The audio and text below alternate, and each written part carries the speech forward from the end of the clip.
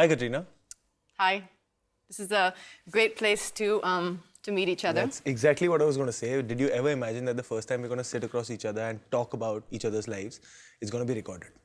No, I think next time someone asks me that, I will realize it's potentially can be very difficult, but I think it's a good place to get to know someone, I guess, on camera. Sure.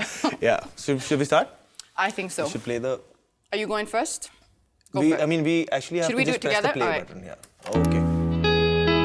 Katrina, Kaif and Vicky Kaushal, welcome to Tapecast.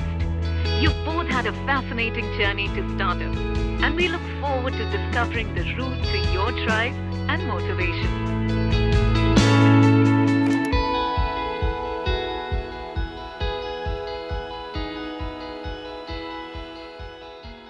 Vicky, will you pick the first question? Sure. I will start with family. Your sister Isabel is also joining films. What advice would you give her as learnings from your past mistakes? Mistakes. I just got that. Mistakes. So I think what I felt in the beginning that I was trying to do with her was kind of make her do everything that I had done. And I was trying to kind of advise her almost very similarly into all the things and all the routes that I had kind of taken in my life, and thinking that, okay, this is, I don't even think I did it consciously, it just was happening. The similar plan. And then a similar plan, thinking, okay, this is the way, this is the kind of way that I know, and this is the way that, I think will work for her to be successful.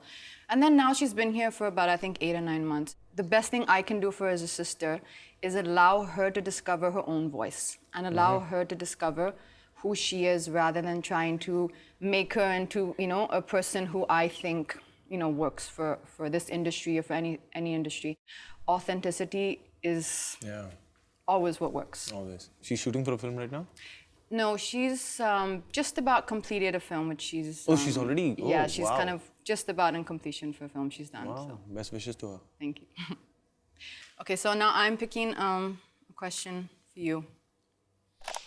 The general consensus seems to be that what works in your favor is your boy next door vibe, that you're approachable, reachable, and attainable.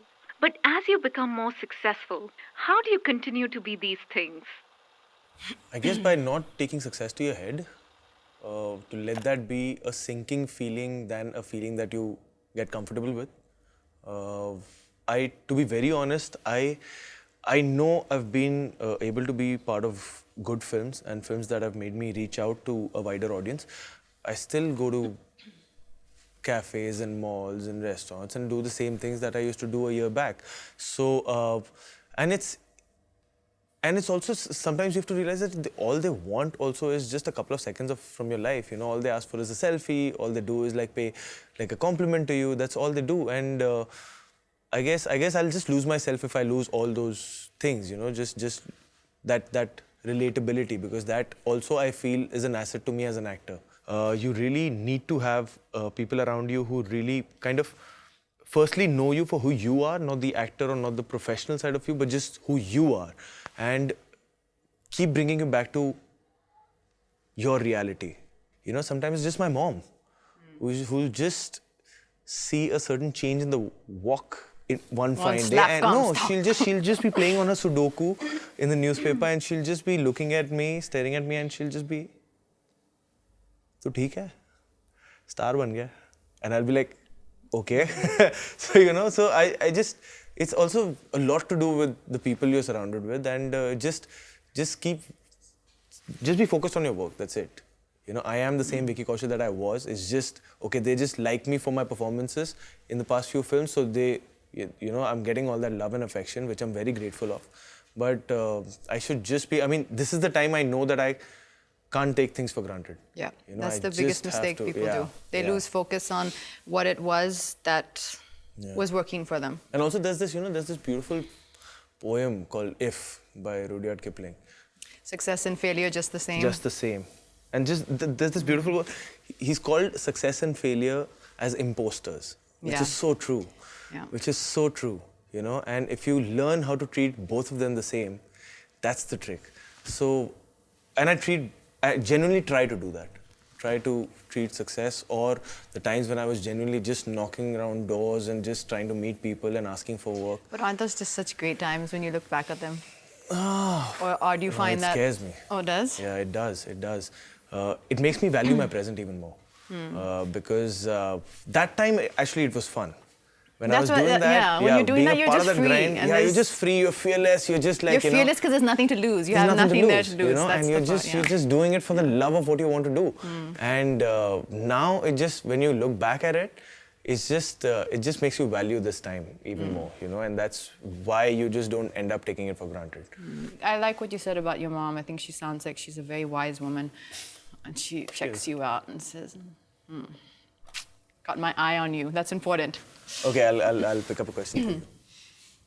Play.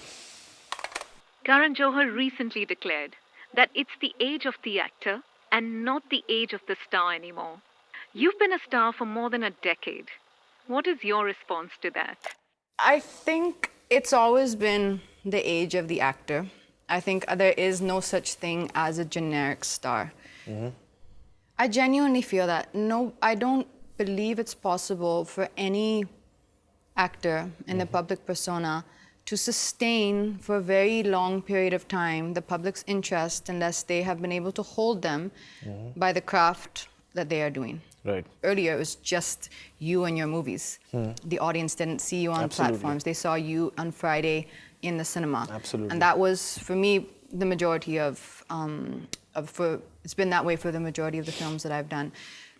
Everyone values their time, and everyone, kind of wants to come. They come to the cinema to be engaged or entertained or to feel a certain way. So if what you're doing is holding them, then that means that they are connecting to something that you're saying. I think probably the best way for me to put it is, beyond the points a little bit like what you said, I don't really take it all too seriously. Right. I don't sit here and open a book and say, okay, now this is the age of the actor, and now people are doing these kind of roles, and now people are doing these kind of roles, and in the last X years, this is what I've done, and am I more of a popular star, or am I more of this, or am I... Right.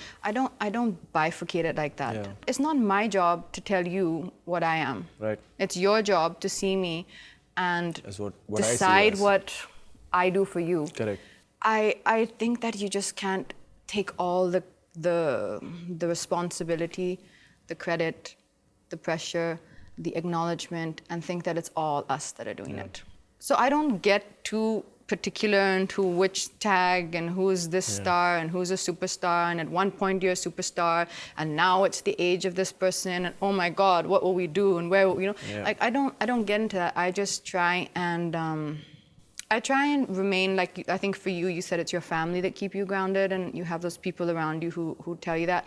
I try and just keep coming back to where's my center and what's true for me, however I find that center for me, and see what is exciting to me at this point.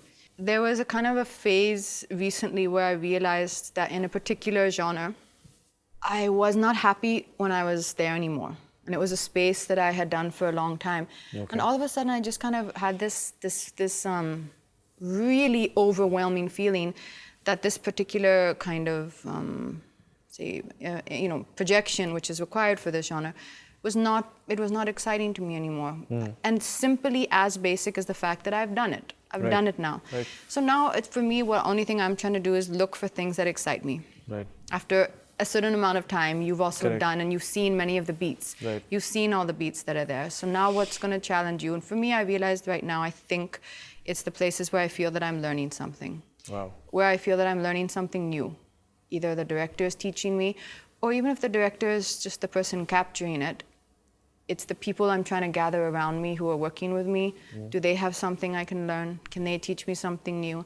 So that for me is how I've made this chapter in my life exciting for me, is by trying to see where can I change things up, where can I make it new for myself. And I feel if it's new for me and interesting for me, then the audience will continue with you on that journey. How was it for you to kind of gauge that? Because that shift from knocking doors to this literally superstar that you became, and just that shift, how was that for you? It's because it was so gradual, I think. It's exactly Right. what you said. And there are a lot of people who are in our industry, who are my colleagues, that came in around the same time Right. as me. And they came with that one big, grand launch film. And all the magazines said, next big thing, this thing. And you have those people. But for me, it wasn't like that. It was one smaller role in a film, then one small thing, then this, then that. For me, though, I do remember the first time that I had gotten like a lot of, when you notice that people are speaking a lot of acknowledgement or praise about something, was a film called Namaste London. Yes. That was the first time that I think I felt that, oh, this is fun, this is nice. Of course, before that, there was some song which was very funny, but it became popular at that time, called Just Chill. So Just that Chill. song was popular. You talking about your songs reminds me of something.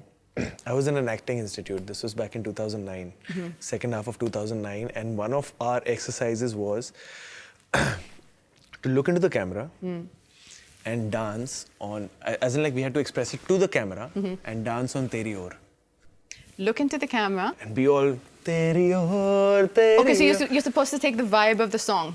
And the camera's the girl, obviously. Yeah, And camera's it's not the like girl, some so that's the role POV play. of the girl, and then Okay. you have to act it out. So you talking about your songs just reminded me of that, because I have done that to a camera in that acting institute. Okay, this is really funny. I'm just imagining all these poor students in that camera and following them. And what if the guy is obviously portraying Akshay's part and the camera's the girl? No, it was your interpretation or whatever you feel It like was doing. your interpretation of the It was song. also being This is very interesting. just free. Just it was like a movement thing, It and was also like a just movement class. Yeah, just like So basically, express. one could say that in a small way, I've had a fairly large hand in helping you craft your skill. I'm so thrilled happy to be to know sitting with that. my guru over here today. Oh no. Okay. Let's see what we should not play for you. Okay. I'm going to take a guess and say Hey Zendaya. Vicky, this is Abhishek. Hey. I just want to ask you, very interested to know that as actors, there's always one or several genres that really terrify us, that we feel that we can't do justice to, but still we want to kind of like tick it off our bucket list. Keeping in mind the variety of work that you do and you continue to do, I really want to know is, do you have that one genre that really scares you? And if it is something that really terrifies you, is your approach to it that you want to do it and conquer it, or do you just stay away from it? So as a co-artist and as a big fan of yours, I really want to know, what is that one genre that scares you? I'm actually currently shooting for a film which is in the horror genre. Before this, comedy was the genre that used to really scare me, because I feel, comedy is that one sur. Either you get it right or you're completely off it. But horror is, I think, the trickiest genre to play with, which I didn't know, which I'm learning as I'm shooting for this film. Because when you're doing an emotional scene or a dramatic scene, you know that you've hit an honest note somewhere down the line. In comedy also you feel that. Either you've missed it or you've hit that note. But in horror, you always play acting. Yeah. You always play acting and you're always imagining. Okay, this is the ghost, or this is what we have to imagine, and there's going to be a team of VFX which is actually going to create what you gave that reaction to. And then there's movement, and then you have to create your own world. And all those elements are coming into play. So this is something that I was not prepared for. That, okay, it's always going to be that play act. I'm always going to know that I'm going to give this scare moment. I'm always going to know that I am walking normally, and then there's going to be a sudden sound at the back to which I have to react, which didn't actually happen, which I have to imagine and take that cue myself and then do that. And then also imagine the intensity of it. That could be created later, but that intensity might not match the intensity that I had kept in my head. So all of that is a very tricky space. So I really would want to explore it soon ahead. Not immediately, but soon ahead, and then use this experience of mine into that and then take it forward. So I guess it's horror now. Yeah, I do agree that sounds like the toughest genre ever.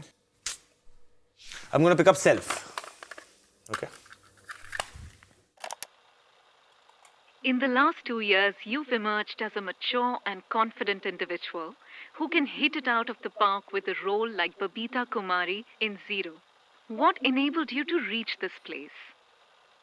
I think what life brings to you, what life throws at you, pretty much everything that I imagined could not happen, happened. You know, Okay. all the things that you imagine, this should not happen, this should not happen, the things you try and guard and protect and keep, those were all the things that I was trying to focus on so much and protecting and keeping were all the things that disintegrated or, you know, did not work out or went away.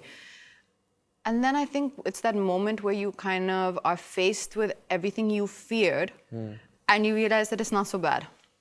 It's like it's like You had overhyped in your own yeah, head. I think that's what fear is, right? Fear is mostly just an illusion. It's never really, unless the actual ghost in your horror film comes in front of you, it's never really that the thing that you fear is that bad. Yeah. Sometimes you don't realize it at all until later, and then you realize before you know it, you're in this whole kind of structure of something, and it's not purely just creative. It's not purely just your work. It's kind of all convoluted, and then when that kind of disintegrates, then you kind of come back to, after the unsettling phase, you come back to a place then again of feeling really fearless and not having so many kind of rules for yourself and so many things that you're living under. And I think with that kind of came for me a kind of a renewed interest and excitement in what I was doing at my work. Because I think for me, I went through a phase of,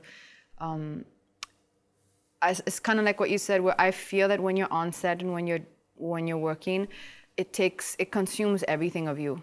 I think there's very, very little left for anything and anyone else. And if you don't really have everything to give, then I think you're going to be weak in those films or in that period of time. So I think just trying to find where is it that you feel that, oh, this is a place where I feel good about myself and I feel good being here. But did that happen while you were playing Babita, or did that happen before and then you got into Babita? For that particular role, I think Anand Rai was super, for Zero, he was always sure he wanted me to do that. Like, he came to me about 2.5 years before the film started. Wow. And so at that point, I was supposed to do both the roles. Oh, okay. It was a double role. And when he came back to me, I was like, Anand, so you took away half my role. so we were like at loggerheads for a while, like, you know, in the nicest possible way. I was like, Anand, sir, no, this. And he explained me his vision. He explained to me the way his vision had kind of changed. And of course, I think he's one of the best directors we have. And he was so clear and precise, you know, that he was like, you're going to find it if you just, you know, kind of, if you just submit yourself to this process, surrender completely. You're going to find it. It was a really hard process though, because when you're coming on set and you're supposed to be drunk and brokenhearted and really distraught at a really low, you're vulnerable, you're at a loss, you feel very unhappy, and you don't have that, you know, your self-esteem is not on the highest thing, and you're drunk. And I didn't want that to look fake.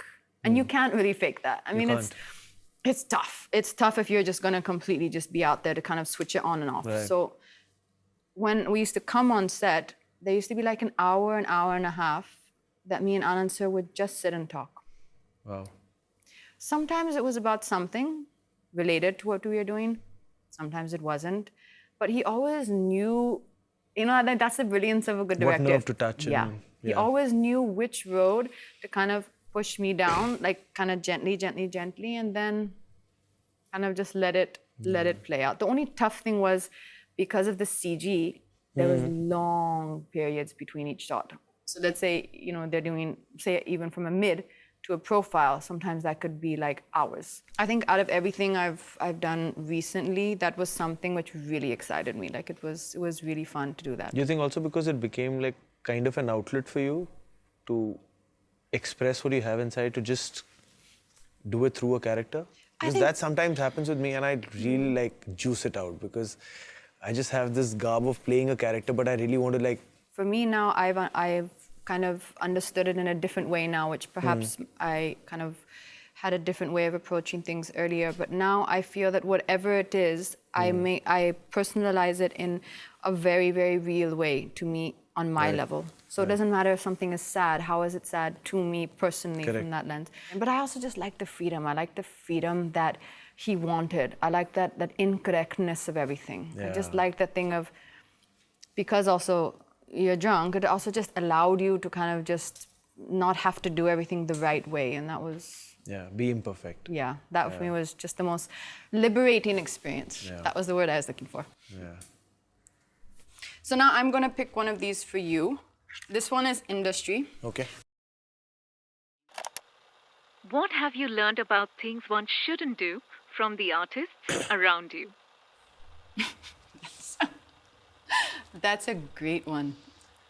Firstly, it's taking yourself as an actor too seriously and creating like this atmosphere that, oh my God, there's this serious actor on set who needs like, this kind of this isolated space on set, which actually kind of is a disruption to people around him or her doing their own jobs on set. Sometimes, you also have to take this into consideration that it's not only you who's making this film. It's a team of 200 people coming together and making this film. Yeah. It could be that light man sitting in that one corner at 20 feet height in that room.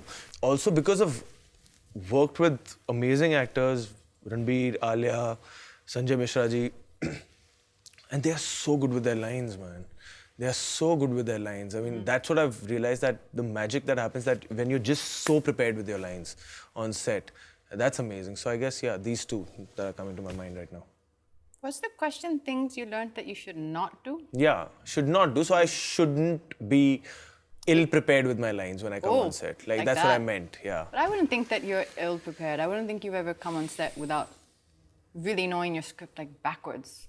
Yeah, but see, as an actor, what I tend to do is also, I don't really mug up my lines in terms of exact words of those lines. What I do is, I try to mug up the thought process of the character. Why is it that he's saying this line and then he shifts to that line? So if I know the thought, I will never forget the line. And even if that helps me improvise also, because I know the thought. So it helps me say something from my end also. But sometimes that is not the requirement of the character, or not the space that film is in. Like, for example, Razi was not that. Razi, in terms of that script, you had to say exactly the words that were written on the script. Because anything away from that would just change the soul of that character. The space of that scene. So that's what I realized, yeah. So I think that now that we, I think we got through. We did not too bad. We got through a fair amount. This is what's called the end tape. So I'm assuming that there's going to be like some sort of judgment of what we've done, maybe.